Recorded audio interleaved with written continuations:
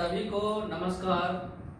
हम आप लोगों के बीच चतरा कॉलेज चतरा के डिपार्टमेंट ऑफ एजुकेशन बीएड की ओर से subject knowledge and curriculum part 2 paper BEd TC 402 semester 4 के लिए ऑब्जेक्टिव प्रश्न लेकर आया हूं।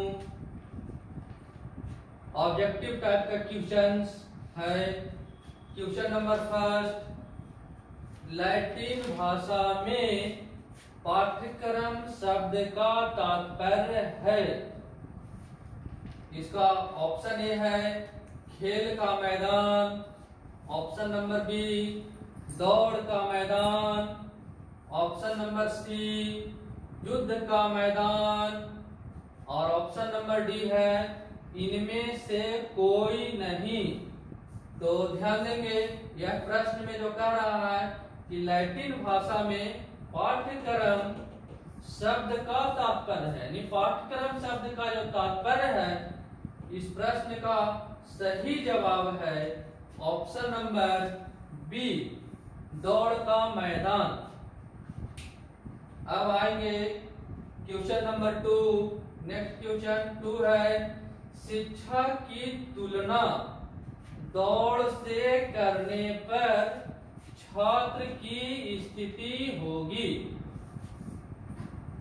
इसका ऑप्शन नंबर ए है मैदान की, ऑप्शन नंबर बी गंतव्य की, ऑप्शन नंबर सी धावक की और ऑप्शन नंबर डी रेफरी की।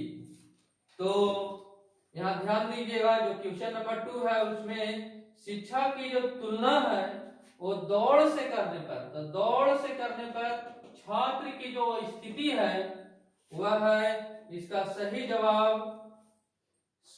सी है धावक की। तो सही जवाब सी धावक की। क्वेश्चन नंबर 3 में है पाठ्यक्रम का वास्तविक अर्थ है। ऑप्शन नंबर ए है शिक्षण अधिगम अनुभवों का समुच्चय, ऑप्शन नंबर बी शिक्षण का माध्यम व विधि, ऑप्शन नंबर सी अधिगम का माध्यम व विधि, ऑप्शन नंबर डी अध्ययन सामग्री की सूची। तो ध्यान देंगे, इसमें कहता है कि पाठ्यक्रम का वास्तविक अर्थ है, तो इस प्रश्न का सही जो जवाब है वह है ऑप्शन नंबर ए शिक्षण अधिगम अनुभवों का समुच्चय। अब आते हैं क्वेश्चन नंबर 4।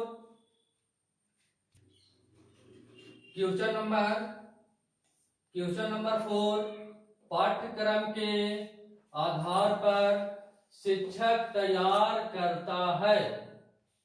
इसका ऑप्शन नंबर ए है पाठ्य पुस्तक, ऑप्शन नंबर बी समय सारणी, ऑप्शन नंबर सी परीक्षण कार्यक्रम और ऑप्शन नंबर डी वार्षिक शिक्षा योजना।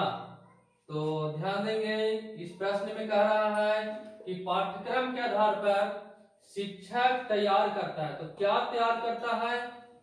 तो इस प्रश्न का सही उत्तर है डी वार्षिक शिक्षा योजना।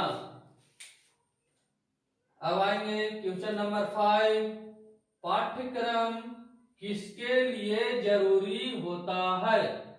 ऑप्शन नंबर ए है शिक्षक के लिए, ऑप्शन नंबर बी छात्रों के लिए, सी पाठ्य पुस्तक लेखकों के लिए और डी है उपरोक्त सभी के लिए।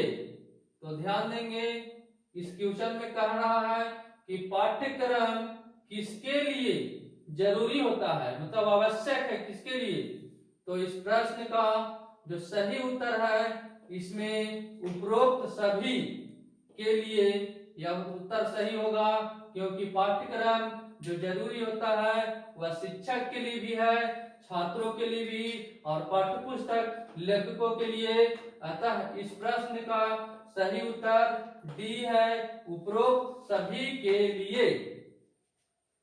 नेक्स्ट क्वेश्चन नंबर 6 कह रहा है कि वर्तमान समय में पाठ्यक्रम निर्माण पर सर्वाधिक जोर दिया जाता है।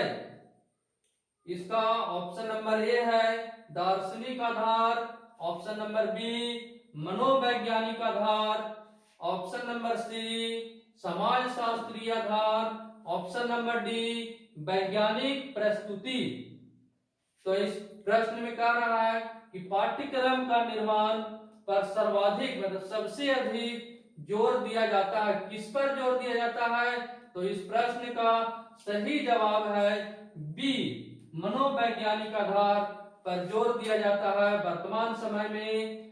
नेक्स्ट प्रश्न 7 क्वेश्चन नंबर 8 है कौन पाठ्यक्रम निर्माण का आवश्यक सिद्धांत नहीं है?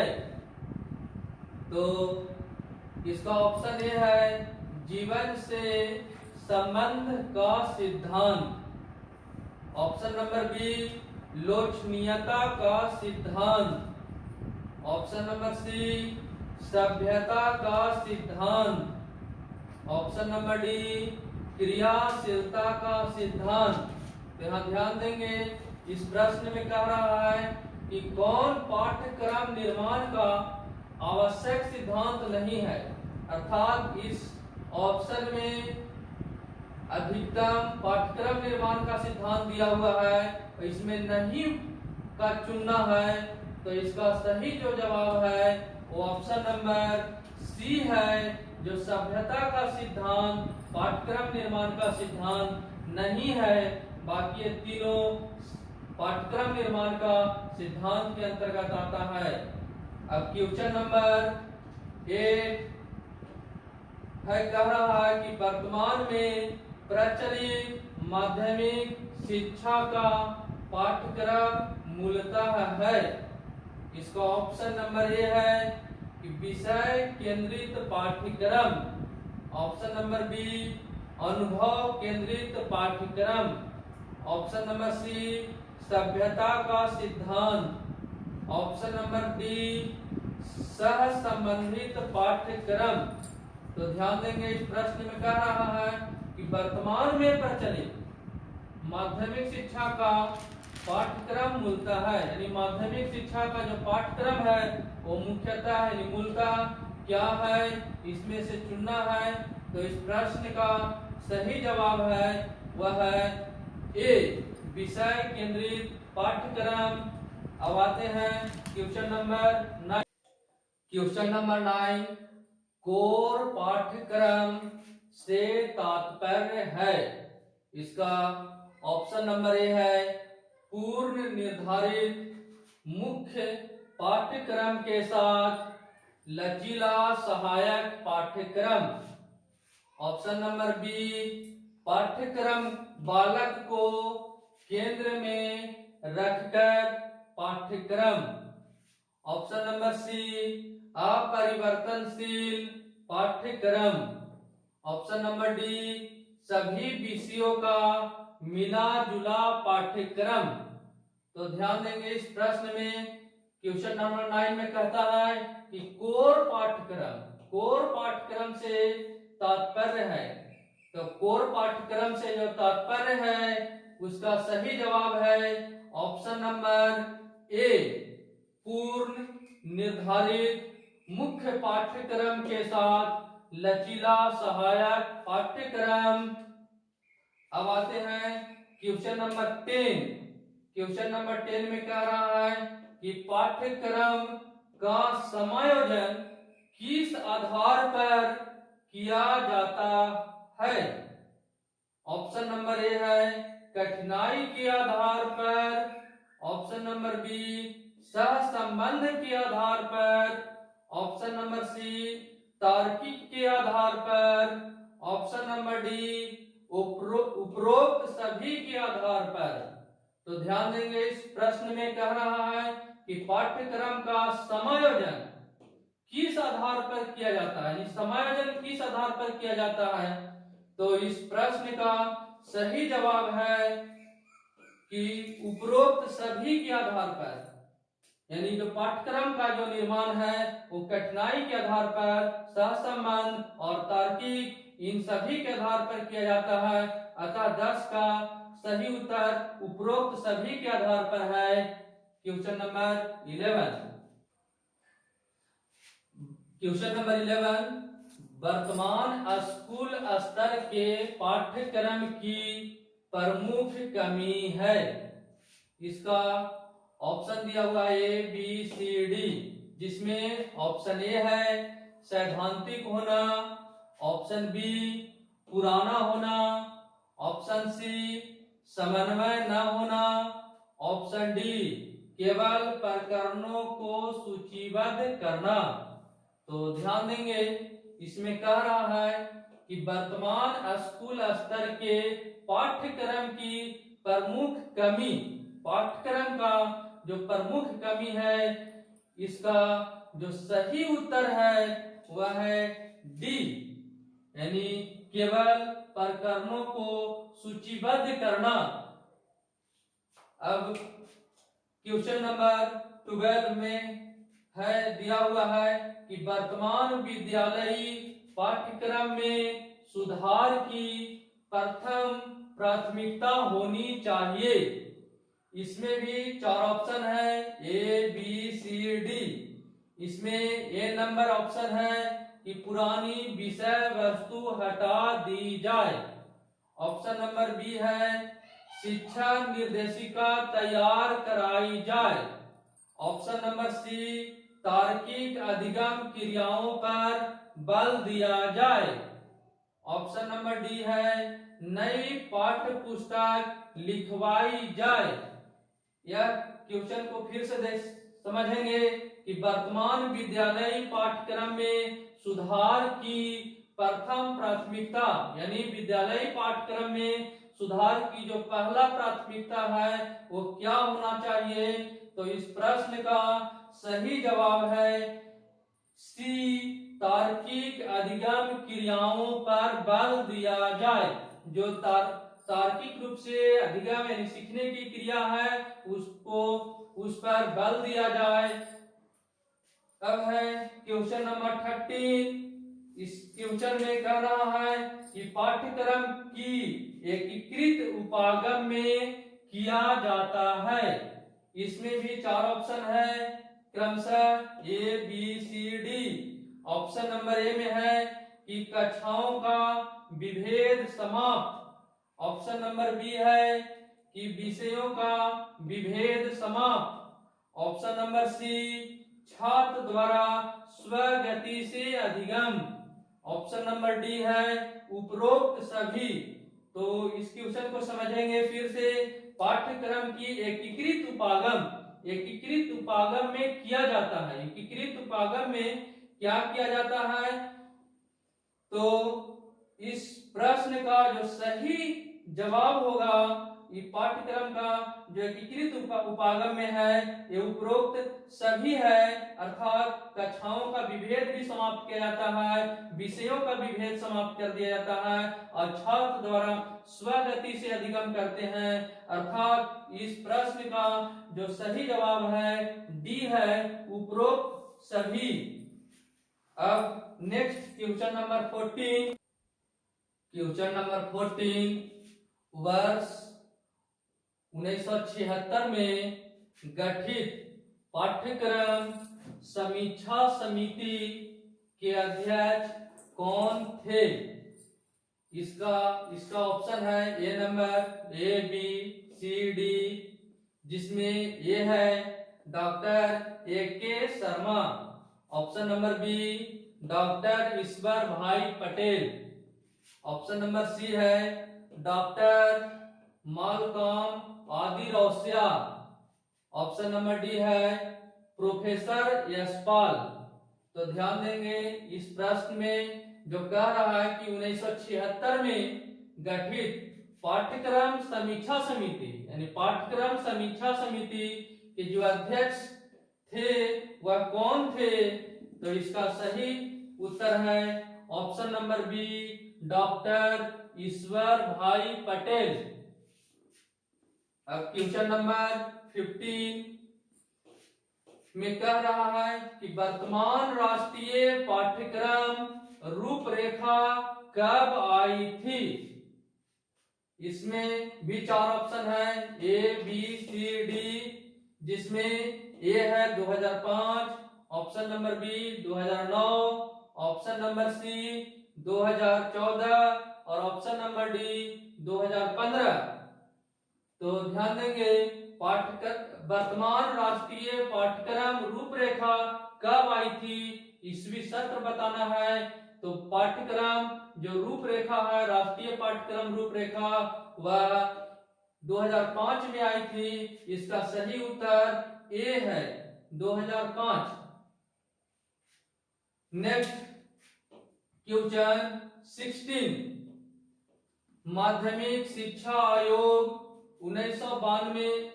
1952-53 ने माध्यमिक शिक्षा के पाठ्यक्रम को बताया था। तो इसका क्रमशः 4 ऑप्शन है, ए बी सी डी, जो इस प्रकार है। ऑप्शन नंबर ए संकुचित, पुस्तकीय, बोझिल व परीक्षा केंद्रित। ऑप्शन नंबर बी है संकुचित, पुस्तकीय, अनुभव आधारित व लोचनीय। ऑप्शन नंबर सी है संकुचित, पुस्तकीय, अमनोवैज्ञानिक, परीक्षा केंद्रित व अवकाशोपयोगी। और ऑप्शन नंबर डी है संकुचित, पुस्तकीय, परीक्षा केंद्रित व मनोवैज्ञानिक। तो ध्यान देंगे, यह जो प्रश्न कह रहा है इसमें कि माध्यमिक शिक्षा आयोग का जो गठन हुआ है 1952-53 में, उसमें माध्यमिक शिक्षा के पाठ्यक्रम को किस प्रकार बताया गया है। तो इसका जो सही जवाब है वो है कि संकुचित, पुस्तकीय, बोझिल व परीक्षा केंद्रित बताया गया है। इसका सही जवाब 16 का ए है। अब क्वेश्चन नंबर 17, क्वेश्चन नंबर 17, 1977 में +2 स्तर के पाठ्यक्रम के लिए गठित समीक्षा समिति के प्रतिवेदन का शीर्षक था। इसका ऑप्शन है ए बी सी डी, जिसमें क्रमशः है A number learning to be, option number B learning to do, option number C learning to act, option number D learning to learn. तो ध्यान देंगे, इस क्वेश्चन में कह रहा है कि सन 1977 में +2 स्तर के पाठ्यक्रम के लिए गठित समीक्षा समिति के प्रतिवेदन का शीर्षक था, यानी जो टॉपिक था 1977 के +2 स्तर के पाठ्यक्रम के लिए जो गठित समीक्षा समिति है उसका क्या था। तो इसका सही उत्तर है लर्निंग टू डू, यानी B learning to do. Next question number 18, विद्यालयी शिक्षा के पाठ्यक्रम के संबंध में सर्वाधिक महत्वपूर्ण उत्तरदायित्व किसका है। तो इसमें भी 4 ऑप्शन है, क्रमशः ए बी सी डी, जिसमें है ए CABE कैब का, बी नंबर MHRD, सी नंबर NCERT, डी नंबर इनमें से कोई नहीं।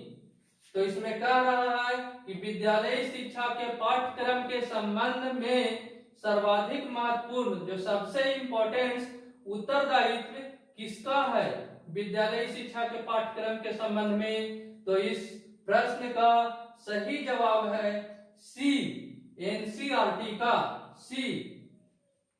क्वेश्चन नंबर 19, पाठ्यक्रम का मूल्यांकन किया जाता है। इसमें भी 4 ऑप्शन है, ए बी सी डी, जिसमें क्रमशः इस प्रकार है। ए नंबर सदैव निर्माणात्मक, बी नंबर सदैव संकलनात्मक, ऑप्शन नंबर सी है निर्माणात्मक एवं संकलनात्मक दोनों, ऑप्शन नंबर डी उपरोक्त में से कोई नहीं। तो देख लीजिए इस प्रश्न में कह रहा है पाठ्यक्रम का जो मूल्यांकन है यानी इवैल्यूएशन किया जाता है, किस रूप में किया जाता है? तो इस प्रश्न का सही जवाब है सी, निर्माणात्मक एवं संकलनात्मक, यानी दोनों रूपों में किया जाता है, सी। अब next question number 20। Question number 20 है पाठ्यक्रम के निर्माणात्मक मूल्यांकन का लक्ष्य प्रस्तावित पाठ्यक्रम, डॉट डॉट, इसका ऑप्शन है A number, B number, C number, D number है, जिसमें क्रमशः ए में लिखा हुआ है कि में सुधार लाना होता है, नंबर बी है को ग्रेड देना होता है, ऑप्शन नंबर सी है को स्वीकृत कराना होता है, ऑप्शन नंबर डी है में सत्तारूढ़ दल के विचारों को जोड़ना होता है। तो ध्यान दीजिएगा, यह कहता है कि पाठ्यक्रम के निर्माणात्मक मूल्यांकन, ध्यान दीजिएगा, निर्माणात्मक मूल्यांकन का लक्ष्य प्रस्तावित पाठ्यक्रम में क्या होता है? तो इस प्रश्न का जो सही जवाब है इसमें है प्रस्तावित पाठ्यक्रम में सुधार लाना होता है। तो इस प्रश्न का जो सही उत्तर है 20 का ये है प्रस्तावित पाठ्यक्रम में सुधार लाना होता है। तो इस तरह से आज हम क्वेश्चन 20 तक बता दिए हैं, ऑब्जेक्टिव वस्तुनिष्ठ प्रश्न। आज तक के लिए इतना ही। थैंक यू, धन्यवाद सभी को।